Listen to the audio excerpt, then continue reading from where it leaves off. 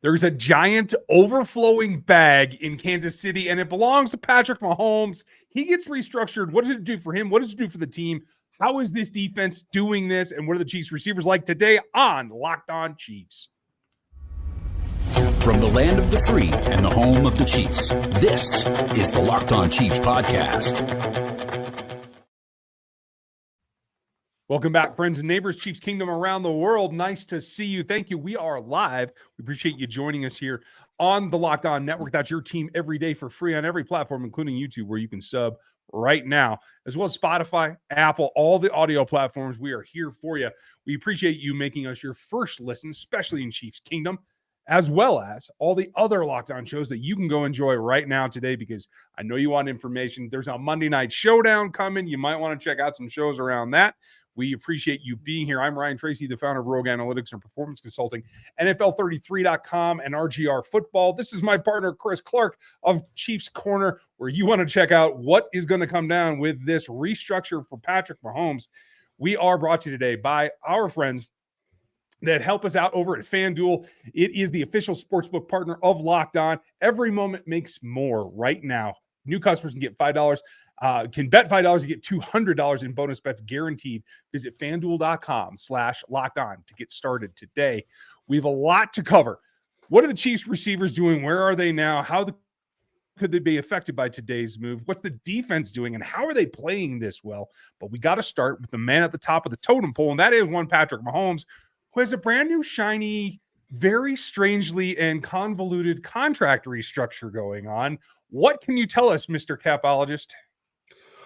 Unfortunately, not a ton other than what has already been widely reported. We do not have the contract numbers, so we do not know currently how this is changing when you look at his cap numbers for the next couple of years, which is really going to tell the tale of the tale. So at this point, we can tell you that he's getting 4 years, $210.6 million, I believe, and that is going to put him near the top of the NFL when it comes to money over the next – I think it actually puts him at the top of the money in the next 4 to 5 years for quarterbacks, even beating Joe Burrow, beating Lamar Jackson, beating all the other QB contracts out there. He doesn't get the APY maybe over the long term of the contract, but it also doesn't get rid of his old contract. So he's still under contract through 2031, and it sounds like they're planning on adjusting it again after 2026. Now, 2026 was the year that this last summer I had said, hey, that's the new target, right? I was hoping they could make it to 27. Clear with the way things have been accelerating, that wasn't going to happen. But like you said, it's not extending, it's not losing years, it's just compressing the money into the next 4 seasons. So that's the way we understand it, right?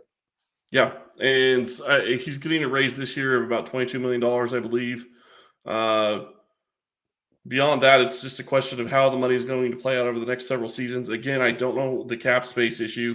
It's a $13.9 million raise this year, $6.5 million in 2024, $8 million basically in 25, and $14.8 in 26.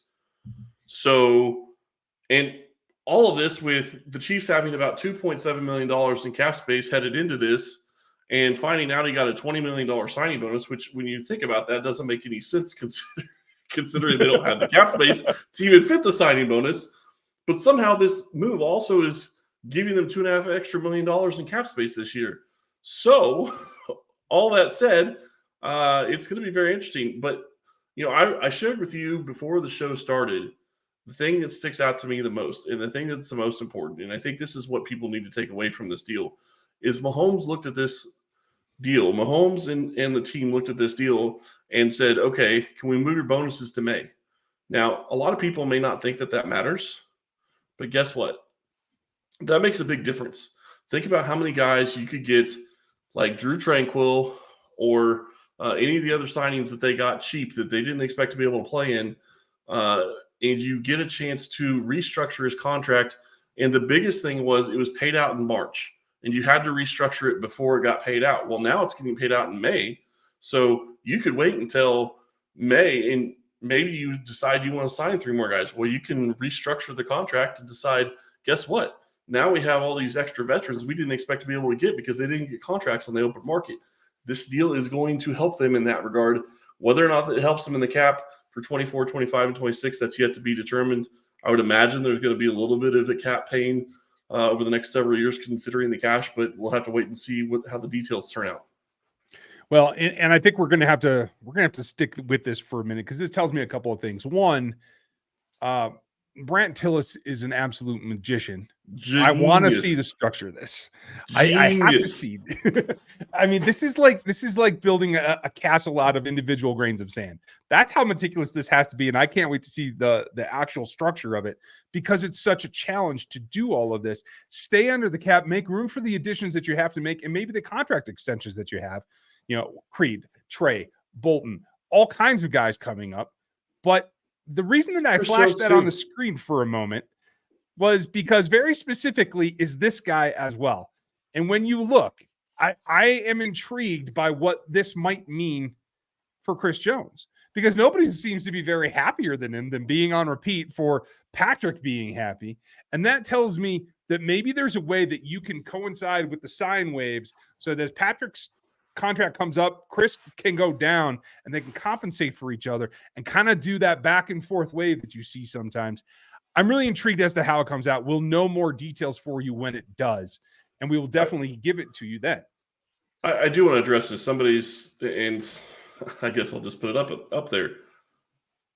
I don't think this looks bad at all. I think this is actually exactly what Kansas City needed to do. He wasn't getting paid anywhere close to what market value is. They're taking care of the quarterback. And the one thing you have to look at Mahomes' deal, and this is something you and I have talked about a ton on this podcast, is his structure gave them the ability to have a lot of cap flexibility. They still have that. He's got a deal through 2031. They have ultimate flexibility. They can move money through different years. It's just, this is a great deal for Kansas City. Get him paid more in line with what he's worth, and he's still probably going to get paid even more in 2027 when they renegotiate again. But that could be after another 2 Super Bowls. And in the process, by compressing the money into this middle range of years, now instead of being able to recapture 18 or 20 million when you choose to do that in a given year, you might be able to get 50 back. It's post free agency, it's post draft, it's post 7th wave of free agency. Now the options are limitless. It feels like to me when we know the structure, we'll know exactly where those barriers might come in. But right now, it feels like overall, this is exactly what they were looking for to be able to do what they need to do in the future. And if you're looking to do, if you are looking to do what you want to do in the future, you have to get into it and you got to be prepared. And sometimes that means emergencies. We have, I think, probably the best case going is the Jace case right now. It provides 5 life-saving antibiotics for your emergency use. And all it takes is to fill out a form. You can get this mailed to you. It's an online form. Some cases you'll have to jump on a quick call with a board-certified physician so that you can get up to speed on this. But the ongoing care from those physicians and any treatment questions, they're all covered here. The doctor created, doctor recommended, and it comes to the case. It is your preparation for some kind of emergency use, whether you're on vacation somewhere, whether you're hiking in the wilderness. That happens all the time where I live, where folks are marooned at times. So don't get caught unprepared. Everyone should be empowered to take care of themselves as much as possible and their loved ones during something that's unexpected. So Jace handles everything from an online evaluation to licensed pharmacy medication delivery and ongoing consultation through the care. It's super, super easy. You can check it out. I think that it's going to be a lot of fun for you. Right now, you can save more than $360 by getting these life-saving antibiotics with the Jace Medical. An additional $20 off with our code LOCKEDON if you check out jacemedical.com. That's JASEMEDICAL.com. And go check them out today because you want that money off and you want to be prepared for the unexpected at jacemedical.com with the promo code LOCKEDON. Now, if you're prepared, then you probably know where you want to put your bets. And if you do, it's time to get into that action over at FanDuel, America's #1 sportsbook, because right now, new customers are getting $200 in bonus bets, guaranteed, placed right into their account when you place a $5 bet. Super simple and straightforward. That's $200 in bonus bets just for making a $5 bet, win or lose, in bonus bets. If you've been thinking about joining FanDuel and you've been waiting around, there's no better time than right now, so get into it. You can bet anything you like, spreads, props, over-unders, money lines, anything that you're looking for. So visit FanDuel.com/lockedon right now and kick off this NFL season in week 3 as we get ready for it. It's FanDuel.com, the official partner of the NFL. Now, that said, having a quarterback that's paid, and whatever the minutia turns out, and we'll have more for you coming up tomorrow with Matt Derrick going to join us for the Wednesday show when we have some details. But what does it do? It allows you, hopefully, to keep the quarterback happy, to keep him on a pay scale that you can then roll into the next one without having to really break the bank, because he has shown that he wants to keep talent around. And I do think there's something to that long term. But in lieu of that, you have to get the most out of your players that you can. And I don't think there's been much more of a surprise through 2 weeks of a season in the Andy Reid regime than just how well this defense is playing, and specifically how few points they're giving up. Is that safe to say, or would you say that there's a bigger story? I don't think there's a bigger story. 2 touchdowns against the offenses they played. You look at both games that the Chiefs played against other teams, those teams played against other defenses. They both scored 31 points in those games. They held the Lions to 2 touchdowns. They held Jacksonville scoreless when it came to touchdowns, and their red zone offense was putrid in Jacksonville. There is a lot to be excited about with this offense, with this defense right now. And part of it starts with being willing to really change up the way they play defense. One of the things that, I kind of talked about last night, and we've discussed a little bit, using more linebackers, I saw people talking about 3-3-5. There were instances of that in yesterday's game. They have changed the way that they're playing defense. And just because you put a guy, take off a defensive lineman, doesn't mean you're necessarily only sending 3 players after the quarterback. They lined up Leo Chanel, and he can go rush the passer as well from that linebacker position. Yeah, and it's nice to be able to have that versatility. I think that's probably the name of the game on the defensive front, including Leo. Saw Willie rush from the outside on the overhang position a little bit yesterday as well. A lot of combinations that you can do with guys like FAU and George Karlaftis. They move Chris Jones out to the edge a number of times. In fact, I'm going to have to double check what that number is. But all that said is that you can throw different combinations at the offensive guys that you really want to frustrate, and that's the center and the quarterback, in identifying the packages that you can attack with. Saw some double-A gap blitzes yesterday as well. One of my favorite aspects of the game, by using that linebacker level to attack the quarterback, not just to play, quote unquote, play defense in space against the quarterback, like make him feel your presence. And I think that's the big thing. I think it's a bit of a departure from Steve Spagnuolo's modus operandi of years past, where he likes to come off the edges with nickels and safeties. But I really like this. It's a little bit more stout. It's a little bit more in your face, especially we know that as the time to throw times are coming down across the league, the A-gaps are the place that you want to get pressure from right now. And if you happen to have guys like the Chiefs have right now, and George Karlaftis, who is not a speed rusher, but more of a power rusher, you can then flush quarterbacks to the edges and let your guys clean up that way. It's a bit of a reverse thinking, but I really like what it does for the structure of the defense and the ability to get pressure. Well, and you were talking about Chris Jones. I'm sitting here looking at the stats. That's why I was sitting here looking on the other screen. Lined up as a normal DT inside the tackles 5 times, over the tackles 16 times, and outside 12. So moved him around a lot. That's going to produce a lot of pressure. Used him on Anton Harrison, who both of us liked. If Kansas City was going to be looking at left tackle last year, he's playing right tackle for the Jaguars, and both of us liked him. But they went a different direction, and can't say I'm upset, because I think FAU is going to turn into a great pass rusher. But he made Anton Harrison look foolish on a sack at times. And yeah, that's something that Chris Jones can do. He played a lot more than I expected him to, so I was impressed with his stamina to be able to play, and I'm glad that he didn't get hurt. That was one of my other concerns is, he goes in there and hasn't been hitting people and could get hurt, but he looked really good. Yeah, I agree. And you saw this on a broadcast. He was briefly mentioned on the Chiefs broadcast. It was mentioned a number of other times across the league, and that is the way that you produce pressure also affects the backside. And we'd be remiss if we didn't include the fact that having the pressure from linebackers and what the defensive front is able to do, it is all sustained by having a defensive secondary that can at least hold up for that 2.8 seconds to give you that chance. Now, was it a super clean day? I don't know that I'd make that argument, but I think the plays that they didn't give up certainly outweighed the ones that they did, even though some of them were tight, some of them were technical, and some of them might have pushed the edge. But as a whole, I feel like they're in a better spot this season in the secondary than they were last season. And it was one of the best seasons in the secondary since Andy Reid came to town. Yeah, and Spags is just going to get better. I mean, that's the encouraging thing about this game and the way the defense is played. We've talked about this too. The defense usually starts out really slow. Spags has already got a pretty good idea of what he's got on defense. He's using it effectively. He's getting Drew Tranquill in there on snaps, and you're not seeing Tranquill's name mentioned very much, which is usually a good thing on guys that are in coverage. So, you're in a great situation. You have a bunch of different pieces that you haven't had in Kansas City, and you're getting way more pressure than I think you thought you were going to get, even without Chris Jones.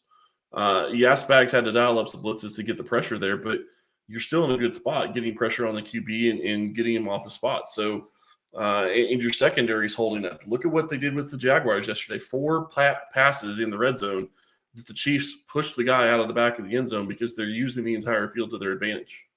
Yeah, and that makes a huge difference. And when you take a look at what they were able to do in terms of coverage yesterday, I think what it comes down to is we fall asleep at times about who's really playing coverage the best that they can. And for me, one of the things that I always focus on is reception perception. How do you stop the team from completing passes? And even though you might have, let's see, according to PFF, by the way, Trayvon Diggs, Steve Nelson, the top 2 corners in terms of their grade performance, right? They both gave up 67% in terms of target share, right? The Chiefs had 3 guys yesterday. 3 guys in the secondary at 50%. In Trent McDuffie, allowed 3 receptions on 6 targets. You had L'Jarius Sneed, 4 receptions on 8 targets. And Brian Cook, 2 receptions on 4 targets. If you can maintain a 50% reception percentage, you're in shape. You're able to then stymie. You might give up some chunk plays from time to time, but you're able to stay ahead and stay where you need to be in terms of the chains, and that helps you set up the rest of the defense. Absolutely does. And when you're looking at those guys doing what they were able to do, you're in a great situation. I mean, if your secondary can hold up like that against a team like Jacksonville, who has 3 receivers that I would say at least 2 receivers that could probably be a number 1 receiver on a lot of teams in the NFL. And Christian Kirk isn't very far behind. He's easily a good number 2, in my opinion. And they held them down yesterday. I'm sorry. And that's something that you don't necessarily figure on, but because they were able to do it, Spags called brilliant defenses. Look, there was a couple of times where he called double coverage on, I believe it was Zay Jones and Calvin Ridley in the red zone, and he did it multiple times throughout the game. You're double covering 2 guys, which means somebody else should be getting open or getting beat, and Lawrence wasn't able to find it. Yeah, I'm really happy with that. And by the way, for those of you that are counting, yes, Trent McDuffie is, according to PFF, in terms of their grades, a top 10 corner in this league right now today. And that's something we don't get to say every single year. So kudos to him. But on the other side of the ball, what do you got to do? You got to move it. You got to move it. And you got to get it to the guys that can make plays. Who's doing that and what's coming after this? Prize Picks is really simple to play. I can make my picks and submit my entry in less than 60 seconds. Quick withdrawals, easy gameplay, and an enormous selection of players and stat types are what makes Prize Picks the number 1 daily fantasy sports app. Prize Picks offers weekly promotions that can lead it to big payouts like Taco Tuesday. Each Tuesday, Prize Picks offers discounts, select player projections up to 25% to provide even more value. Prize Picks now offers Apple Pay for quick and easy deposits into your account this football season. Go check out Prize Picks. They are a lot of fun to play. There's a Monday night game that is getting ready to go on as we are recording this before the game. Go check out some of the things you can bet on in this game coming up on Monday night, whether you like the Panthers or you don't, or you like the New Orleans Saints. Maybe it's Chris Olave. Maybe it's, any of the Panthers, is more going to do well at the quarterback for the Panthers. That's going to be something to watch. Go to prizepicks.com/LockedOnNFL and use code LockedOnNFL for your first deposit match up to $100. That's prizepicks.com/LockedOnNFL using code LockedOnNFL for a first deposit match up to $100. Daily Fantasy Sports made easy. I'm here for made easy. One thing that isn't easy is feeding 7 wide receivers and 3, maybe 4 tight ends, depending on the day, right? That is the task that is in front of Patrick Mahomes, and I don't necessarily envy him very much. So, rough first week. I think we all recognize that. But in bouncing back and completing some passes, is there a wide receiver that stood out to you in a positive way upon reflection that we need to focus on? Well, I think Sky Moore had a good game. He wasn't targeted very much, but I think he had a good game. And one of the things that I'm tracking this year is third down targets. And I just want to point this out really quick. Week 1, they had 11 pass plays on third down. Mahomes only completed 4 of those for 45% on third down. That's not normally how he plays. Week 2, I believe they had 12 plays and he completed 11 of them for 95%. So completely different from week 1 to week 2. The difference, though, is, and why it seemed like the offense was out of sort, is because they kept playing behind the sticks. They had penalties that crept up and caught them at different times. They had bad play calls that put them in bad positions as well. But when you have third downs that are 3rd and 19, you have more than 4 of those in a game. That's a problem. Yeah, I agree. It's something that you got to keep the chains moving. You got to spread it around. We've talked about how much. A couple of guys that stood out. Kadarius Toney, 5 for 5. Noah Gray, 3 for 3. 100% from Jerick McKinnon, from Rashee Rice, from Clyde Edwards-Helaire. And then you had MVS, 2 out of 3. You had 3 out of 4 for Sky. Like, it all put together, it is really a group mentality here. And I think before we get away from what the possibilities of the Mahomes restructure are in terms of a question that we're going to answer here in a second, I think we have to concentrate on the fact that having this many weapons, that anyone could pop up any day, it's kind of a whack-a-mole in terms of who's going to be the guy that week. But rest assured, there's going to be a guy that week. And that's, I think, the big takeaway. Well, and they still need a guy like Travis Kelce. And Travis Kelce did open up some things. I think that really helped them, having them there, even though he didn't play well. 4 catches on 9 targets, had a drop. And I'm not sure which one they were calling a drop, but PFF only has him having 1 drop. I think it's probably the one in the end zone that he should have caught. But there's a couple ones that I thought that could be called drops. You're sitting there and watching this game, and one of the biggest things that sticks out to me is they miss having a good red zone threat. That's what Jody Fortson was at times when he's been healthy. And I think they're using Justin Ross in that aspect. Look at the number of snaps he got. He didn't get a ton of snaps, but he was in there generally on red zone plays. He was in there on the Kelce touchdown pass. He was the guy coming across that was right in front of where Kelce caught the ball. So, if Kelce's not there, Ross had his guy beat. So, that's a possibility of a touchdown right there for Justin Ross. I think this receiver group will be fine. The one thing that sticks out to me, there's 2 guys, McKinnon and Toney are the top 2 players that Mahomes has targeted on third down. McKinnon only has 1 first down in 2 games on 6 targets. He's caught 5 of them, but he only has 1 first down. And Toney didn't do well, obviously, week 1, but caught both targets this time, and 1 got a first, 1 didn't. And Justin Watson's right up there as well. And say what you want about his fumble, and it's a bad play on his part, but technically speaking, I guess I had to track it as a first down. It was a third down. He got a first down. Turn the ball over. It kind of sucks, but Watson is somebody that Mahomes trusts, and you can see it. Yeah, I agree with you completely, because that's what it comes down to. And I think we're going to see him actually take on a bigger role here while they're floundering for who is going to be their top receiver. Don't be if it ends up being Justin Watson for at least a bit. I think that trust is the bigger factor. And that leads us to a couple of your questions. When we are live like we are today, folks, we try to do that. Make sure you check out all the other Locked On shows for all the other teams, as well as the national shows. Make sure you like, sub, and hit the bell here on YouTube, and subscribe to us over on Spotify as well as Apple. That always helps. You might as well get it twice, right? Tomorrow we're going to be back with Matt Derrick. But as we get to your questions, it does come in like, what could they do? What is some of this? And I think people are still reeling a little bit from week 1 when this question comes up that says, can this freed money be up to go try to secure a Mike Evans trade? And the question is, we don't know what the impact is on the bottom line yet. What would you say? We think it's 2.5 in cap space.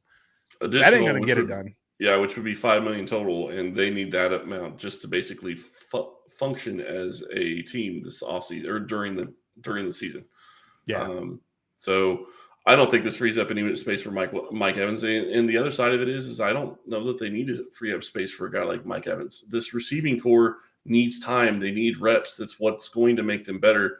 And yeah, they've looked out of sorts. Their offense has looked out of sorts. But you get the penalties figured out yesterday, and you don't turn the ball over 3 times. It's a completely different ballgame. Yeah, and with youth comes the need to grow. Mike Evans is a point in his career that not only doesn't make a ton of money, but you can see the end of the road for him from here. So I can't see making a trade that puts more money into that. And just to clarify, when we say you need $5-ish million just to function, that's for a number of things like call-up bonuses for guys from the practice squad, which we know the Chiefs are going to use. It can be any IR injuries that have to be replaced onto the roster. There are a number of factors that go into it. You just have to have, you got to have a little bit of money in your bank account to be able to pull some of that off. So and this is whatever they don't use minimum. will be rolled over. Sorry. Right. Yeah. And just there's so little at this point. It's kind of a bare minimum. And from Kel, what Mahomes contract was it done because they don't plan to bring Jones back?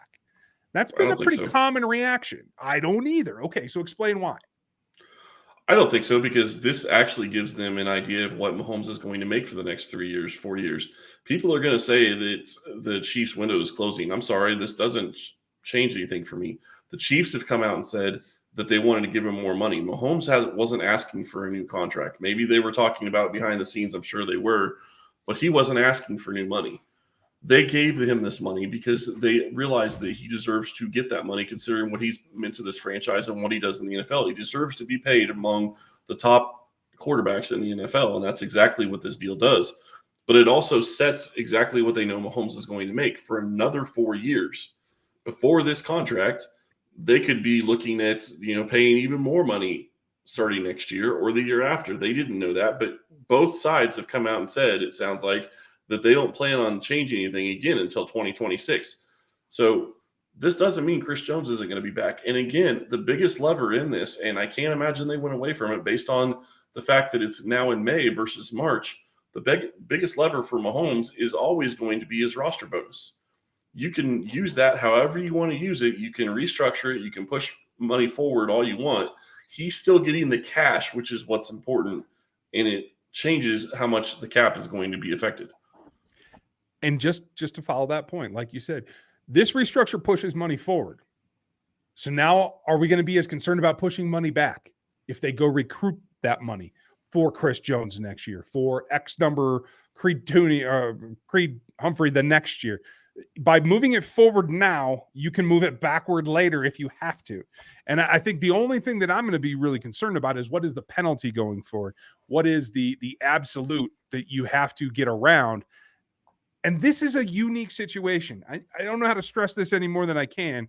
I know it's Monday Night Football and we got to get to it, folks, but just remember this. This is a team and an organization along with Chris Cabot, who represents Patrick Mahomes, and Patrick himself, who want to be together, who plan for this conclusion to go through the end of this contract on to the next one. It'll probably just get extended. I don't expect Patrick Mahomes to ever be without a contract until the day that he retires. And so it's just about moving the dollars around to give him the team that he needs to maintain his winning ways. I feel pretty comfortable and I'm pretty pumped. Yeah, me too. I will say this really quick. So far, and obviously we don't have the Mahomes deal in here yet, but Over the Cap is reporting Chiefs have almost $60 million in cap space next year. That's 16M? Huh? 60. 16? No. 60. Yes. Okay. So if that doesn't make y'all feel better, I don't know what to say. Anybody telling you that they can't afford to have Chris Jones, they can't afford to have Chris Jones. And I'll say this again, and I said it before Jones re-signed his new deal. He has played best in contract years. This works out best for Kansas City this season that he's playing in a contract year. I don't know. I would imagine they're going to try to re-sign him in the offseason. But they already tried to give him $55 million guaranteed over the next 2 seasons, and he turned it down. So we'll see what happens next year. But this doesn't preclude Kansas City from tagging him, even at a number of $32 million. That's only a little over half the projected cap space that they have available, and that's before they do anything with Patrick Mahomes' bonus. So I think they'll be fine. And at the end of the day, we've never known this team and this front office management to make a move that restricts their ability to make more moves. At the end of the day, they always give themselves more and more options. I want to touch on this really quick. I know we got to go. I don't think Tooney is here past 2024 based on his restructure this year. I'm guessing he's not going to be here. Creed and Trey, I don't know if they're going to be able to keep Trey, but I can guarantee you this. If you have watched what Kansas City has done, and you can be frustrated about the wide receivers, I get it to an extent, but they need time to develop. But Kansas City has done the one thing that they absolutely had to do after they lost the Super Bowl. They've rebuilt their offensive line. They're going to focus on continuing to have a good offensive line for Mahomes. I think that continues with Creed Humphrey getting an extension, and I think they probably want to get a deal done with Smith. Both of them could be done after the season, so that's something to watch. Yeah, this, again, options. Let's take it on. Yogi, appreciate you. We appreciate you being here, as we do for all of you. I'm going to be live on RGR Football tonight starting at 7 Central as we get ready for Monday Night Football. So check that out as well. Make sure you like, sub, and hit that bell. I know that sounds unfamiliar, but if you hit that bell, you get notices when we do special lives. Something pops, we're going to let you know. So we appreciate you being here. Thank you for your support, especially you locos. If you want on the text line, hit us at 816-357-8781. And we're going to get into it. As more comes out, we will let you know. Thanks for spending your time with us today. We very much appreciate you. Enjoy Monday Night Football, and we'll be back with you tomorrow. Have a good one.